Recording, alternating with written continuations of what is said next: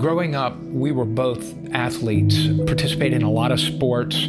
Lana ran track and cheerleaded. I was primarily a baseball player. But over time, as after we were married and we had desk jobs, we had gotten a bit out of shape. That brought us to the point where I had to have shoulder surgery.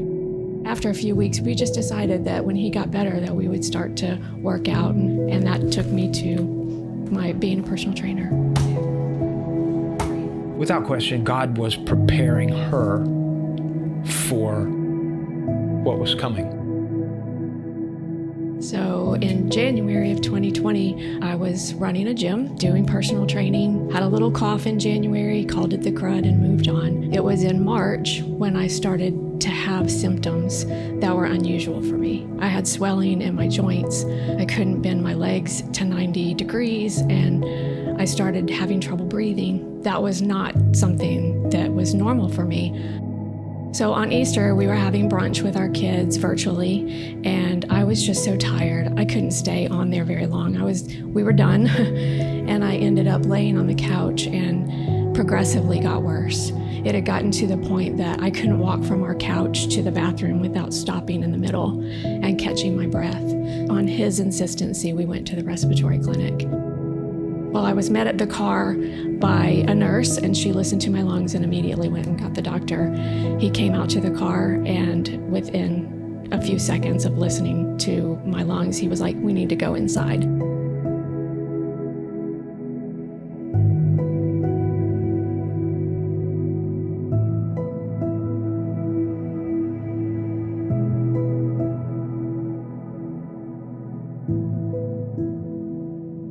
Did some x-rays, some chest x-rays, and got directly in an ambulance and went to Novant, Maine. Had just enough time to kiss him on the cheek and give him a quick hug, and I was off. On the 30th of April, they took me down for an MRI, and I spent the next 45 minutes or so in the MRI just spending time with Jesus.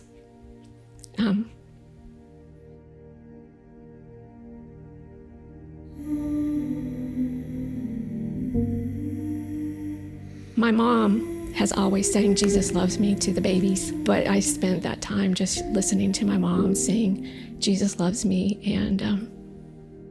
and God was just feeding me the words over and over. "We are with you. Whatever happens, we are with you." And the doctor came in later and said, "We really need to put you on a ventilator." I did not want to be on a ventilator. He allowed me to call John. He got the phone, and I called John and told him, I don't want to do this. And that's the last thing I remember. And so they called me back in about maybe an hour and said, "Okay, we've got her stabilized, we think." And then they started asking me questions like, "Do you have kids?" "Yeah." "Are they local?" I said, "Well, most of them. One of them is in Raleigh at school." I said, "Are you asking me or telling me I need to bring them home and make sure they're local?" And he said, "Probably a good idea." So that was the first indication I had that it was really off the rails. So then I got another call at about 2:00 in the morning from a different doctor, and he said, "Okay, the intubation is not getting it done. We've got to put her on what is called ECMO. This is the last line of defense. If this doesn't work, she's not going to make it." So I spent, literally all night in prayer, just asking God to, more than anything, to give me a peace about whatever the outcome was. When I spoke to the doctors the next day and when the light came up in the morning, I didn't really have the same sense that she wasn't going to make it. I kind of felt like she's going to be fine. And from that point forward, I never thought that she wouldn't survive.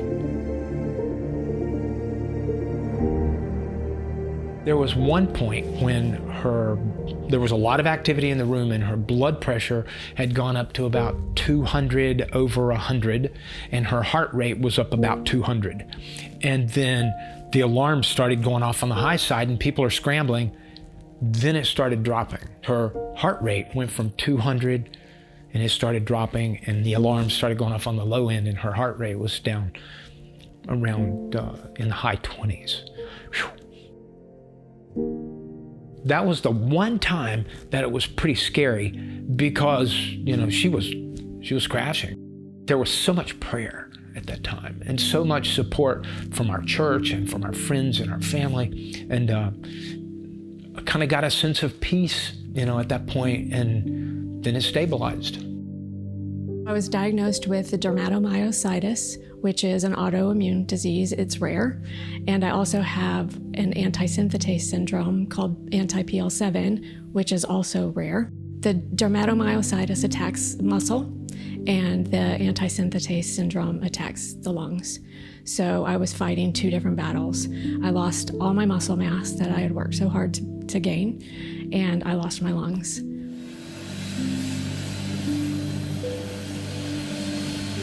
I was airlifted to Duke on May 12th, and on May 25th, I had a lung transplant, a double lung transplant. On the Saturday before her transplant, which happened on Memorial Day, on that Monday, we were talking, and she said, God told me that my lungs were coming.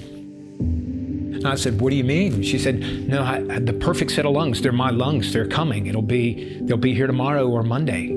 And I was like, okay.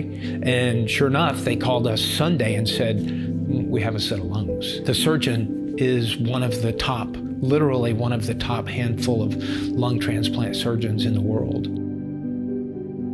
He just called and said, man, they're perfect. I mean, amazing lungs, younger. She did awesome. Couldn't have gone better. Then the journey of healing began.